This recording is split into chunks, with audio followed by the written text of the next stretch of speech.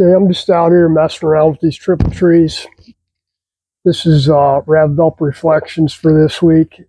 It's just about, going fast, or actually not even going fast. It's about guys that got fast bikes, so they think they're fast.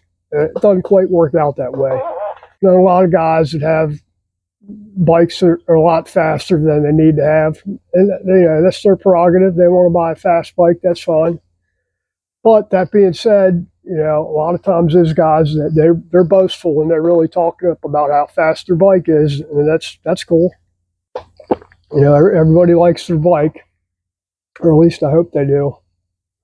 Why the hell did you buy it if you don't like it?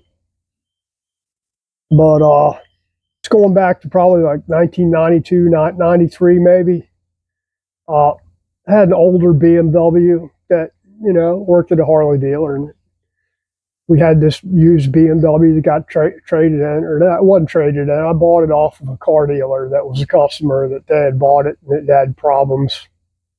And they gave the guy entirely too much money for it, for a trade-in for a car. So I bought it from him. And, it was a neat bike, I guess. Wasn't particularly fast, didn't handle particularly well, but it's good transportation. Now, anyway, on one Sunday, I was out riding around and stopped at the gas station there in western Frederick County, Maryland, to get fill up with some gas, get a drink, soda, whatever you want to call it, a drink. And guy pulled up that I know on a Sportster, older, actually not that old, it was 86 Sportster, so less than 10 years old. Probably about 6 or 7 years old. And if you know anything about the 86s, they had the big valve sandcast heads. Ran really good, but they only ran their heads for 1 year before they went to a smaller valve size on the intakes and exhausts. So we'd worked on this guy's bike before, and it wasn't nothing special. It had cams in it and carburetor. Decent exhaust system. I want to say it had an early Kirker system on there, which were good exhaust systems. And had put some shocks on there and did some suspension work up front and a decent set of, I want to say, Coney shocks on the back end. So it handled pretty good. So I wanted to know if I wanted to go for a ride. Like, yeah, we'll go for a ride. And this guy was of a certain age. I don't know. We always called them old guys because they're from a certain age, meaning they're probably from the 50s, came age of maturity in the 1950s. And he was at that time probably in his 50s, or I want to say in his early 60s. You've seen the kind of guy. They all got flat tops and beer guts, and you just think, man, it's an old guy with a flat top and a beer gut. But this particular guy had been a dirt tracker, flat track, dirt track, in the 50s and 60s and on up into the 70s. He did some road racing in the 70s. But, nothing, just purely local stuff, not world famous, anything like that. He ain't no Gary Nixon, he ain't no Mert Law. And wanted to know if I wanted to go out riding. So we'd go out riding around, and we'd head north and hit some hills a little bit there. And we're going around and come up on two guys on late model sport bikes, which would be then that would be, I want to say one of them was on FZR 1000 and the other one was on a ZX7 or something like that. So new bikes back then. Two fast bikes. So we come up on these two guys, and we're kind of following them around a little bit.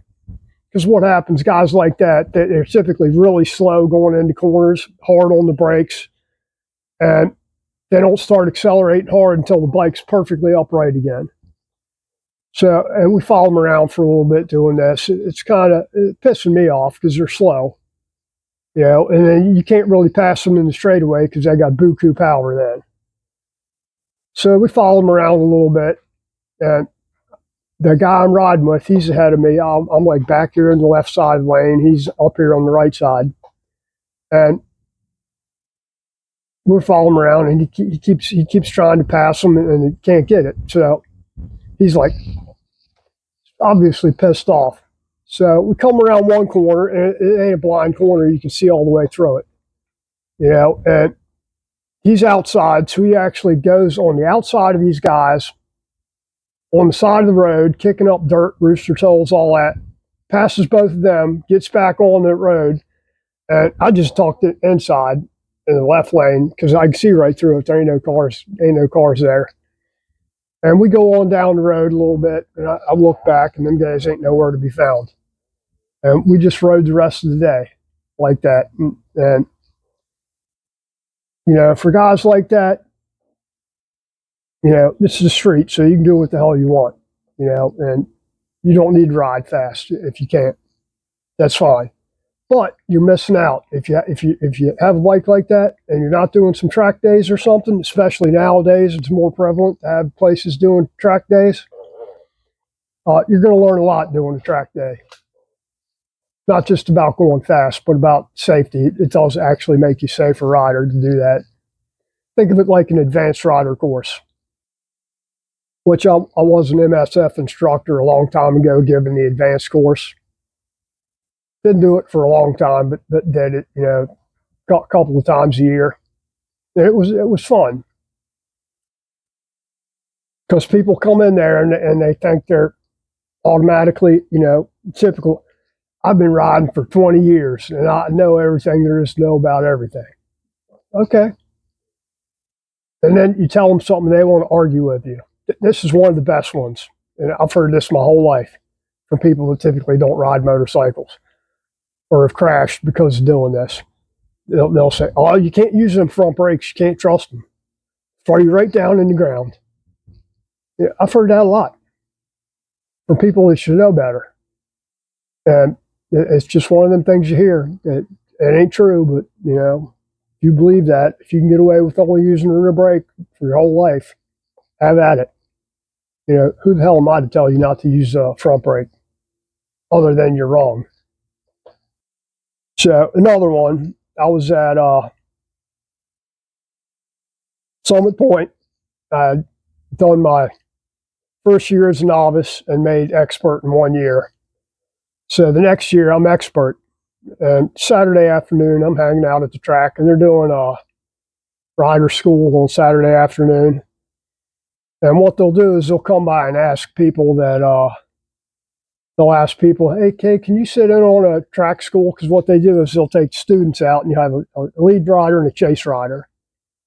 So you take out, 3, 4, 5 students at a time in between a lead and a chase. You bring them up to a semi-race speed. You bring them up to a little bit faster speed, a little bit at a time each lap. And there was a guy there, I call him a kid, but he was probably not that much younger than me. I was probably 24, 25, somewhere in there. So he was probably between 18 and 25, I'd say. And, I got my bike sitting out there, just a damn 883 Sportster, not a real powerhouse. So this kid's he didn't even know it's my bike. He's like, whose piece of shit is that? Things are slow and they leak oil and blah, blah, just go on and on and on. And I didn't say shit, let him talk. So we go out, and he's talking about how fast he is. Okay, you're fast, I get it.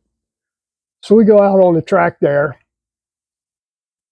and he's probably the slowest, has one of the fastest bikes in that session, but he's the slowest guy out there that day. I usually run, fast lap for me is like a minute 28, minute 29, which, it's not great. It's good for me. Actually, that is pretty good for an 883 running that kind of time at that racetrack. But we go out there, and I think we're doing right at 2 minutes a lap with this guy, because he's freezing when he's he's target fixating on stuff, almost running off the track every damn turn. Missing brake markers, he'll start braking entirely too early, which that's fine. He's just learning. So we come back in, and again, he still doesn't know it's me on the Sportster. We come back in, shut the bike off, and I put it on the stand, and I'm taking my helmet and leathers off and stuff. And right away, he's like, man, see, I beat that guy on the Harley. I was like, yeah, you beat. I'm the damn chase rider. I'm the one that's trying to get you to hurry up. I'd pull up next to the guy, and go, come on, and then back off and let him do whatever.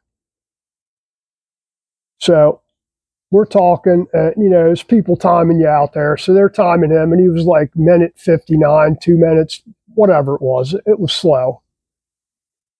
So you're supposed to coach these guys, because I'm right there on him, so I'm watching him the whole time.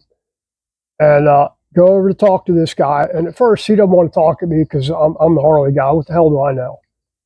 So I'm talking to the guy, and he's still running his mouth about the Harley and this and that and the other thing.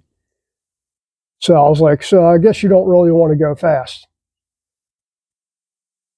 Instead of going, yeah, I do. He's going, what do you know about going fast? You're riding a Sportster. Yeah, but guess what? I run under minute 30s here consistently. On an overweight, underpowered bike. You're on a GSXR 750 or whatever the hell it was. You should be, lap record for you guys is like minute 18, minute 19. So think about that. And, I'm telling him about his brake markers are off. He needs to quit staring off into the damn woods when he's turning. And so, he's slowing down so much during the turn that it's a wonder he can keep the damn bike up from falling over. And then, sure enough, comes out of the straightaway, sticks the bike up, and hammers it. And then, as soon as there's another turn, which ain't that far off on that track, he's letting off the gas, downshifting a little bit, hitting the brakes, missing gears, all kinds of crap. But still, he eventually learned some stuff and won on the race. The racetrack thing just ain't for everybody. Or going fast ain't for everybody. I get that. I understand it. And if you don't want to go fast, that's fine, because not everybody does. Or if you only want to go fast in a straight line, power up. Go to Bonneville. Go to the drag strip, whatever. I went with somebody I worked with that wanted to go hot and heavy into racing. Used to go out riding with them, and we'd go riding after work or on Saturday or whatever. And I give him pointers about stuff. And he goes to take the race class at Summit Point. Does the race class. At the end of the race class, you have a written section with lecture, and then you have riding sessions. So he takes the race school, which is typically one day, I think, maybe 2 days. I can't remember really. It's been almost 40 years ago or whatever. So he does the school, and then they have a mock race at the end of the thing, where it's all students go out and they, make them grid and throw the flag and all that, and they do a race. And he does the race, and I'm watching him. I'm timing him from front straight there. Clipboard and timer, and I'm timing him each lap and writing it down the way we used to do it. And he's not doing bad. He's clipping along pretty good. But gets done, comes in from the race. I don't know where he finished. It was probably mid-pack, I think.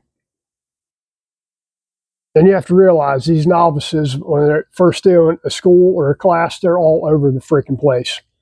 No, it's not real safe. There's, you got some guys that are faster than other ones, and they're not used to that bike being this far away from you, passing you, or you're passing them or whatever. And comes over to the pits, takes his leathers off, and he's sweating like a pig. And, get him a cold bottle of water and sit down, And I was like, what do you think, man? And he goes, nah, this ain't for me.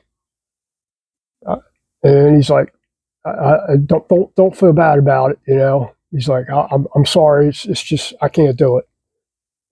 You know, you can't do it. You can't do it. That's okay. Don't feel bad about it. You know, you tried it and you didn't like it. That's what happens. You don't like it. You don't like it.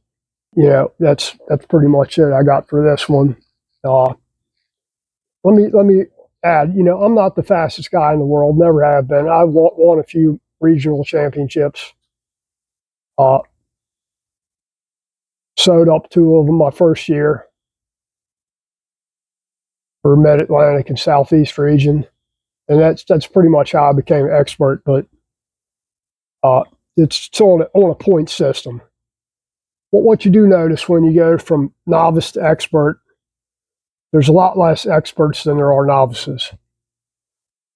The novices you got to watch because you got all kinds of, you don't know if it's a guy that's a novice that's been a novice for 4 or 5 years, or whether it's a guy that's a novice that's his first time out. So, you know, you got people all over the damn track, and some of them will run into you, or they get their brake markers wrong. They try to pass you at the wrong place or whatever. And actually being a novice, you get kind of held back, really. When you go to expert class, we're not professionals. We're still amateurs. You know, amateur expert, I guess is what you'd call it. But everybody's going so much faster and it's so much more consistent. You learn more stuff following around an expert and a racing expert than you ever would doing it novice. You automatically get better just by association, I guess you'd call it, because everybody else is going faster. You see different lines you can take, different brakes, different brake maker markers. Yeah, different brake markers. It's just a lot more professional because everybody has more experience. So you don't have that same bash 'em freaking attitude where you go out. And I can remember where there'd be 4 waves for a novice 600 race, you know, and you know, they'd stagger them. But still, you got 40 guys trying to get into turn 1 all at the same time. And is what it is. Anyway, I think I'm going to cut this short and that'll be it. Hopefully my microphone worked the whole time here. Thanks for subscribing. Hope everybody has a great week. Thank you.